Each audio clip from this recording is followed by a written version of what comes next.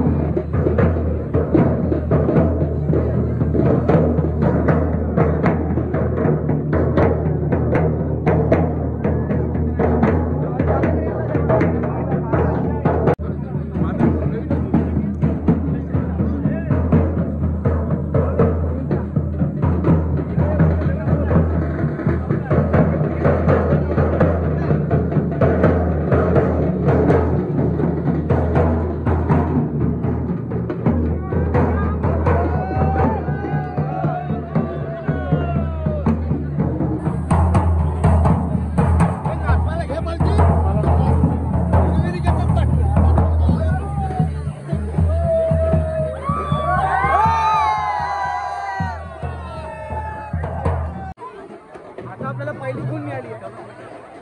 आता परत आपण दुसरी खून शोधायला जाऊ। बोलते बाय।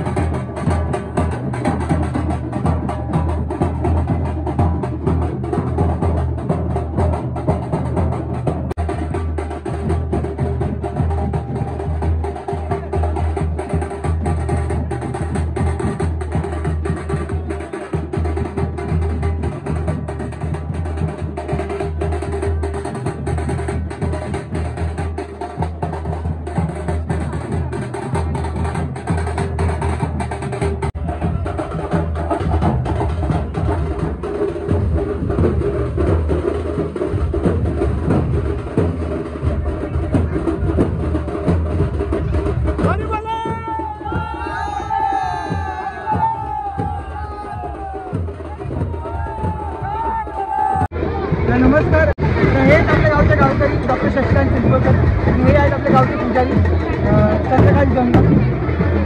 तर आपण यांना विचारूया की खुणाची प्रथा कशी आहे आणि नेमकं काय असतं. तर त्याचा आम्हाला नेमकं सांगा की कधी चालू करता ही प्रथा. नाही, प्रथा ही परंपरेनुसार चालत आलेली आहे. त्याला एक वर्षाची परंपरा आहे. हे काय आम्ही नव्याने सुरू केलेलं नाही. तसं सांगायला गेलं तर गावकी ह्या विषयात मी ह्या 8वी पिढी माझी आहे. परंपरेने चालत आलेलं आहे सगळं की फाल्गुन शुद्ध पंचमीला या ठिकाणी फाग पाडल्यानंतर त्याला शिमग्याला सुरुवात होते. फाग पाडल्यानंतर त्याच्यानंतर पौर्णिमेच्या दिवशी आपण देवाला रूपं लावतो. त्याच्यावर महाडाची होळी तोडली जाते. दुसऱ्या दिवशी महाडाची होळी उभी केली जाते रूपं लागल्यानंतर पौर्णिमेला. त्याच्यानंतर पौर्णिमेच्या नंतर दुसऱ्या दिवशी आपल्याकडे ठाणकं घेण्याची प्रथा आहे. म्हणजे देवीची 3 ठाणकं आहे. पहिल्या ठाणकाचे इथं आहे हे धनिन देवीचे मूळ देवी गाव पांढरं जिला म्हटली जाते. तिथं मूळ ठाणक आहे. ते घेतल्यानंतर कांगणेवाडी इथं आदिष्टी देवीचं मूळ ठाणक आहे. तिथं ठाणक घेतल्यानंतर तिथं भेट झाल्यानंतर तिसऱ्यांदा पालखी येते विठलायचं ठाणक घ्यायला. ते ग्रामपंचायतीच्या समोर आहे गार्डनच्या परिसरात. तिथे विठलायचं ठाणक आहे. ते ठाणकं घेतल्यानंतर परंपरेने प्रत्येक कांगणेवाडीपासून घरोघरी पालखी जाते. तिथे लोकांची पूजा अर्चा होते. कोणाचे नवस असतील बोलले जातात, नवस फेडले जातात. घरोघरी पालखी फिरली जाते. त्यानंतर प्रत्येक ठिकाणी पालखी ज्या ज्या ठिकाणी वस्तील असेल त्या त्या ठिकाणी पालखी नाचवल्या जाते. नाचवल्यानंतर तिथं नाचवणारा प्रसाद होतो. असं करून हे गेल्यानंतर आजचा हा जो दिवस आहे हा पौर्णिमेच्या अगोदरच्या दिवशी आपली यात्रा भरते. पौर्णिमेच्या अगोदर करावी लागते ती. ज्या दिवशी यात्रा असते त्या दिवशी 3 खूण असतात. त्या खुणापैकी एक मालकीचे खूण असते, एक रयतेची खूण असते आणि एक मार्की म्हणून असते देवस्थान त्याची खूण असते. जी पहिली खूण होती ती आकाराची खूण होती. लक्षात झालं का? आकाराची खूण ती मालकीची खूण होती. ती दुसरी खूण होती ती रयतेची असते. रयतेतल्या कुठल्याही माणसाने ती घेऊन ती खूण काढायची असते.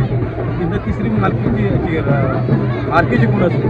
मार्की ही असं हे आहे की गावाचं इतिहास असा असतो गावराटीचा. निमाय मार्की निमाय गाव. म्हणजे पूर्वी तिथे गावाची राहाटीची वसाहत झाली.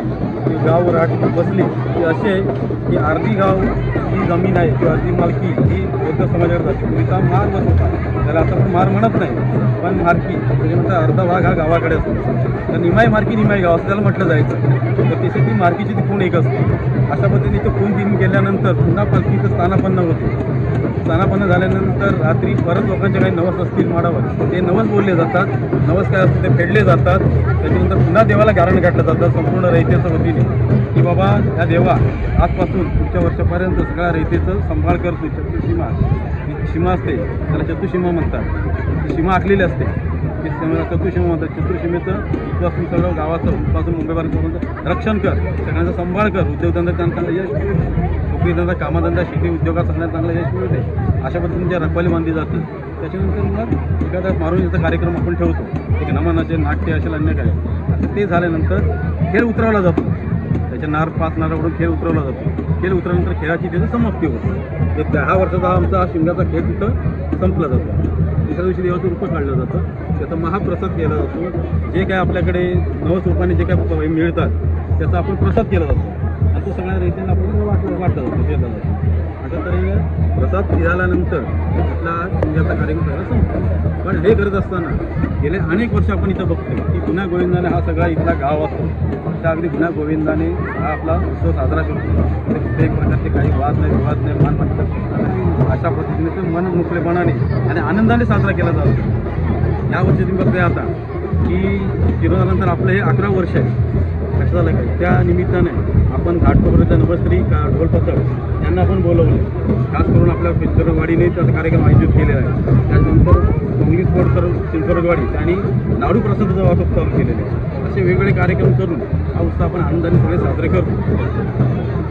थँक्यू काका आपल्याला माहिती दिल्याबद्दल. धन्यवाद. ही माहिती आपल्या पुढच्या पिढीला पोहोचत आहे. थँक्यू. आता आपल्या 3 खुणा शोधून झाल्या आहेत. आता तुम्हाला या प्रकारची माहिती पण मिळाली आहे आणि आपल्या गावी पालखी सोहळा कसा साजरा होतो हे पण तुम्हाला कळालं. तर या पालखी सोहळ्यासोबतच आपल्या गावातले आणि गावच्या बाहेरच्या लोकांचे पण इकडे बरेचसे असे स्टॉल लावतात. तेवढं त्यांचं उत्पन्न निर्माण करण्याचं साधन आहे. आणि हे आपली स्थान आहे. जशी घर घेऊन आपली पालखी सानेवर येते. आणि ती आपली माड होई आहे. इतकी मोठी आहे. ती आपण गावच्या त्या टोकापासून आणतो. म्हणजे ते खूप लांब आहे तसं बघायला गेलं तर. आणि ही जड असते. तर गावातले 100 ते 150 लोक ही माड होळी आणायला असतात. आपलं सोमलिंग मंदिर पण सजवलेलं आहे. आता खुणा काढणार म्हणून आपलं कसं मुंबईतून चाकरमानी येतात आणि गावातली सगळी येतात. आपल्या गावातली असतात, बाहेरच्या गावातले असतात, मुंबईतले येतात. कारण हा खुणा काढण्याची आपली प्रथा आहे ती लोकांना आवडते. तर त्यासाठी आपलं ग्रामदेव सोमलिंग मंदिर पण आपण सजवलेलं आहे. आपल्या गावातल्या लोकांनी मुंबईवरून ढोल त्याचे पथक पण मागवलं आहे. आता तुम्हाला त्याचे काही व्हिडिओज दाखवतो.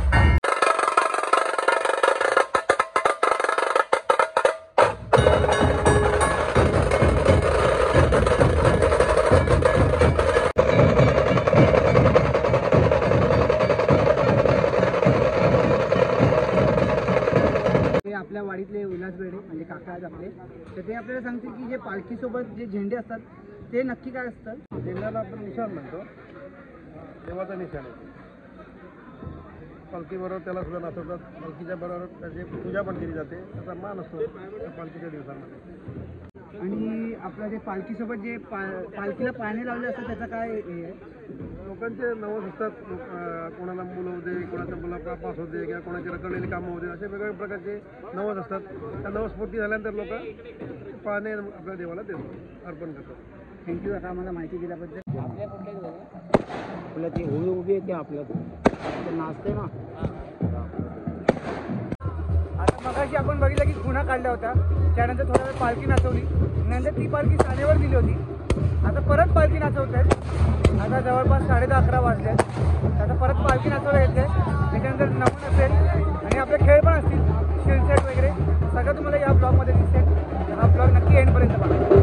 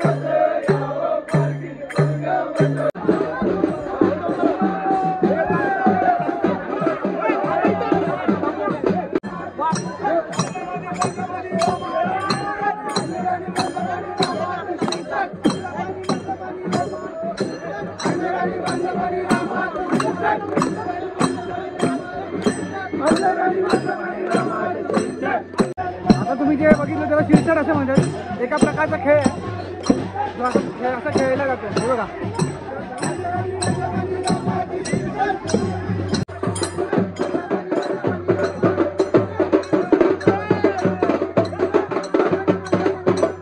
पाहिलं ना, त्याला शिरसट असं म्हणतात. एका प्रकारचा खेळ आहे. ती होती आंबे होळी. आंबे होळी ते होते माड होळी. आंबे होळी ते माड होळी ते भेटतात. पहिले ते आंबे होळीला भेटतात, इकडे डायरेक्ट माड होळीला भेटतात. अशा प्रकारचा एक खेळ आहे. असे वेगवेगळे खेळ असतात. आज तालाबादप्रमाणे बाळगोपाळी तुला झेंडा उभा केलेला आहे. मान्य करून घे. अशीच वर्षानुवर्ष आपल्या आनंदाने सेवा करून बाळगोपाळाची चांगली स्फूर्ती वाढव. आपला वर्षानुवर्ष साजरा कर. गावापासून मुंबईपर्यंत चतुर्थीमध्ये आता आपण जे बघितलं ते नवस बोलतात. आजच्या दिवसातलं शेवटचं कार्य असतं ते. नवसमध्ये आपण गावातल्यांची, गावच्या बाहेरची सगळ्यांचीच नवस बोलतो. म्हणजे आपण म्हणजे आपले ते काका आहेत, भाई खोत म्हणून त्यांना ओळखलं जातं गावात, ते नवस बोलतात. तसा आजचा दिवस होता. 12:15 वाजले आणि आता नमन आहे. हे नमन 3:30पर्यंत चालेल. तर बघू, 2-3 शॉर्ट्स दाखवेल. आणि ही जर व्हिडिओ तुम्हाला आवडली असेल तर लाईक करा, शेअर करा, चॅनलला सबस्क्राईब करायला विसरू नका.